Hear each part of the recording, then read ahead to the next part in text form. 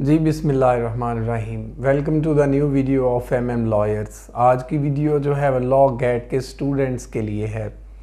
मुख्तलिफ टिप्स हैं, law gate का सिलेबस है और इसको पास करने के लिए क्या क्या हिकमत अमली इख्तियार की जाती है या की जा सकती है, और लॉ गेट में स्टूडेंट्स क्यों फेल होते हैं और इसको इतना बड़ा जो है वो इशू क्यों बना दिया गया है लॉ गेट के पेपर को पास करना। तो आज इस वीडियो में हम वो तमाम चीज़ें डिस्कस करने वाले हैं। सबसे पहले तो मैं आपके साथ शेयर करूंगा लॉ गेट का सिलेबस। इस एक्सपीरियंस को शेयर करना इसलिए भी अच्छा लग रहा है क्योंकि मैं ख़ुद लॉ गेट में अपीयर हुआ, इसको पास किया, फर्स्ट अटैम्प्ट में किया। कौन कौन सी चीज़ें हैं जो मुझे लगता है कि इसमें आपको स्ट्रॉन्गली सपोर्ट करती हैं और कौन कौन सी चीज़ें हैं जो ना होने की वजह से आपको मुश्किलात पेश आती हैं, वो भी हम डिस्कस करेंगे। तो सबसे पहले लॉ गेट का सिलेबस और उस सिलेबस को किस अंदाज से प्रिपेयर किया जाएगा मैं आपको साथ साथ ही बताता चलूँगा।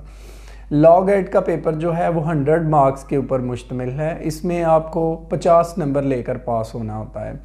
HEC का क्राइटेरिया जो है वो ये है कि अगर आप लॉ गेट का टेस्ट पास करेंगे तो आपको बार का लाइसेंस दिया जाएगा। 50 मार्क्स से कम लोगों को भी जो है वो लॉ गेट पास करके, जिन्होंने 50 मार्क्स से कम भी लिए उनको भी लाइसेंस इशू हुए हैं, लेकिन फिर वो डेंजर जोन में चले जाते हैं। तो बेहतर यही है कि आप बेटर से बेटर और अच्छे से अच्छा परफॉर्म करें।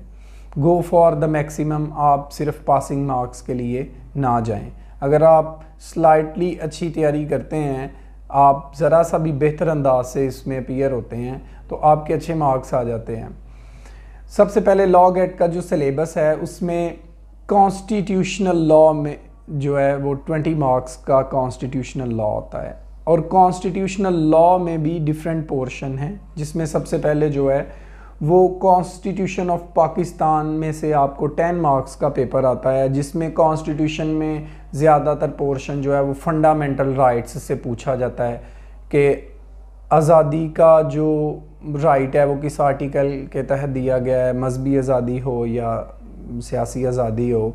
उसके बाद आपकी एजुकेशन का राइट आपको किस आर्टिकल के ज़रिए दिया गया। तो ये जो फंडामेंटल राइट्स हैं इनमें से 10 मार्क्स जो हैं वो आपको अक्सर यही क्वेश्चंस आपको देखने को मिलेंगे।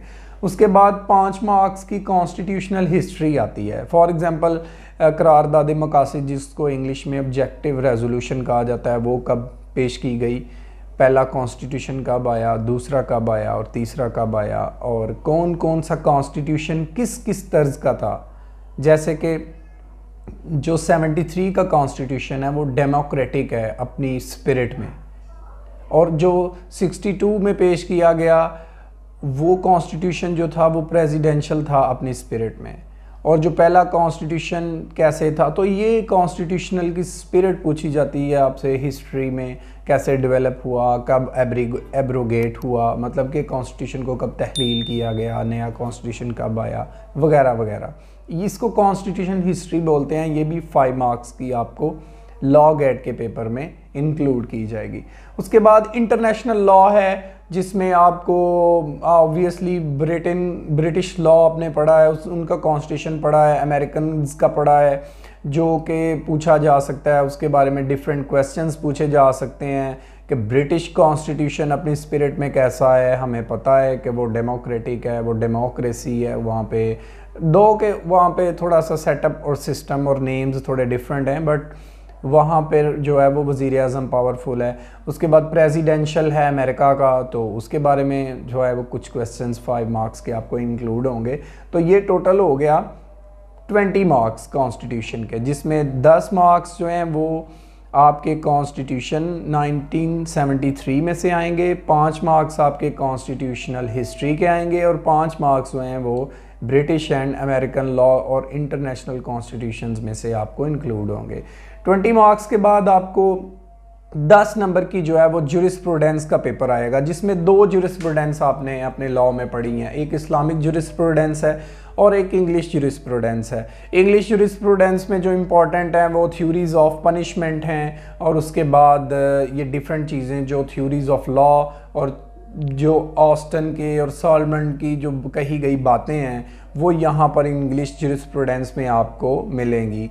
उसके बाद इस्लामिक ज्यूरिस्प्रूडेंस में आपने पढ़ा कि प्राइमरी सोर्स ऑफ लॉ जो है वो कुरान है, सेकेंडरी जो है वो हदीस है, उसके बाद इजमा आ जाता है, इज्तिहाद आ जाता है, और उसके बाद यहाँ पर जो काजी है उसका रोल क्या होता है, और विटनेस कैसे कैसे यहाँ पर एक्सेप्टेबल होते हैं, और दिस एंड दैट। तो ये आपको इस्लामिक ज्यूरिस्प्रूडेंस के भी 5 मार्क्स आएंगे। तो टोटल ज्यूरिस्प्रूडेंस जो है वो 10 नंबर पे है, जिसमें 5 जो है वो इंग्लिश ज्यूरिस्प्रूडेंस और 5 जो है वो इस्लामिक ज्यूरिस्प्रूडेंस में आपको पेपर आएगा। ये आपके हो गए 30 मार्क्स। उसके बाद आपको CPC जो आपने पार्ट 3 में पढ़ी है उसका जो है वो 20 नंबर का आपको पेपर आएगा। इट मीन्स के पार्ट 3 में से आपको 20 नंबर का पेपर आ रहा है और अभी अभी आप फ्रेशली इसको पढ़ के आ रहे हैं। तो CPC में रेस जुडिकाटा और रेस सब्जुडाइज सेक्शन 9 एंड सेक्शन 10 जो है उसमें से लाजमन क्वेश्चंस इंक्लूड किए जाते हैं। उसके बाद टेम्पररी इंजंक्शन, परमानेंट इंजंक्शन वगैरह के क्वेश्चंस आपको लाजमी तौर पर इंक्लूड किए जाते हैं। और जो स्टेजेस ऑफ केसेस हैं, डिफरेंट स्टेजेस पे कैसे कैसे केस चलता है, तो उसका आपको 20 मार्क्स का पेपर आएगा।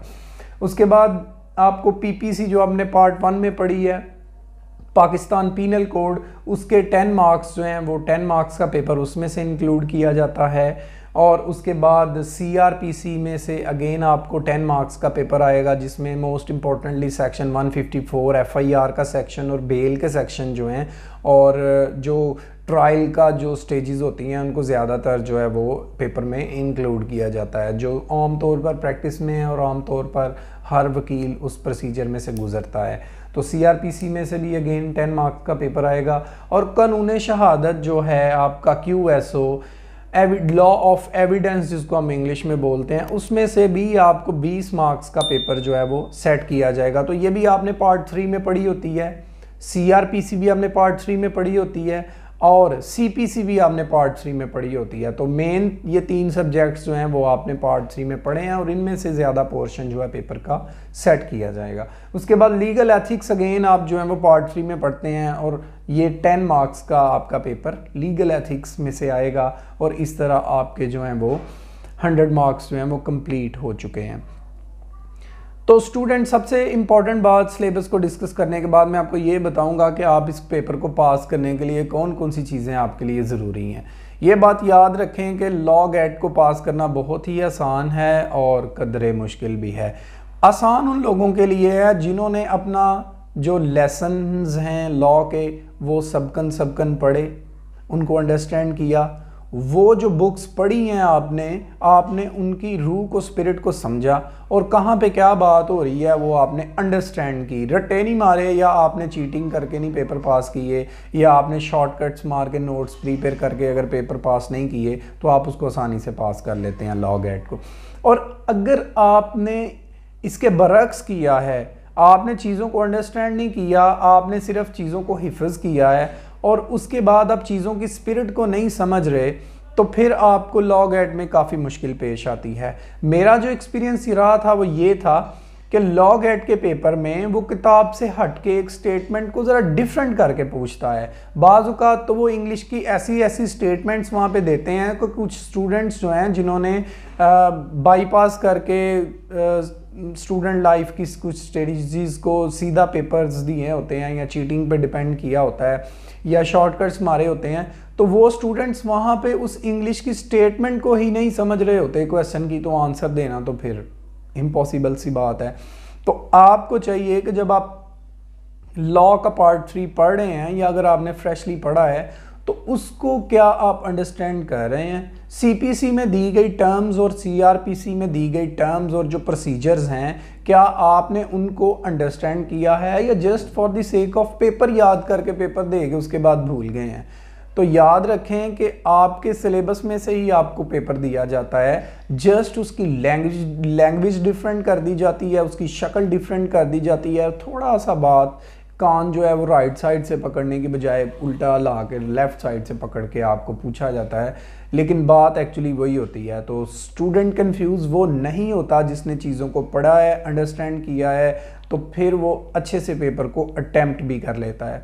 लेकिन वो स्टूडेंट्स जो शॉर्टकट्स, और सबसे इम्पॉर्टेंट बात, अगर आप कोशिश करें कि यहाँ पर आप चीज़ों को किसी टाइमली सिर्फ बुक लेंगे बाज़ार से जो अक्सर आपको मार्केट से मिल जाती हैं प्रिपरेशन के लिए, आप उसको पढ़ेंगे और हिफज करके पेपर दे देंगे। No, this is not possible. Basically होता इस तरह है कि वो बुक आपके लिए कारआमद ज़रूर है जो लॉ गेट की तैयारी के लिए आपको मिलती है, लेकिन वो इस हद तक कारआमद होती है कि आपको पेपर की शक्ल का पता चल जाता है पेपर कैसे आएगा, किस किस नोयत के क्वेश्चंस आएंगे, किस किस टाइप से वो क्वेश्चंस को सेट करता है, उसका स्टाइल क्या है, ये तो आपको पता चल जाता है। आपको मार्क्स की डिवीजन पता चल जाती है, आपको मार्क्स का क्राइटेरिया पता चल जाता है, लेकिन आप उस सारी बुक को हिफज करना पॉसिबल नहीं है और ऑब्वियसली उसमें से सारा पेपर भी नहीं आता।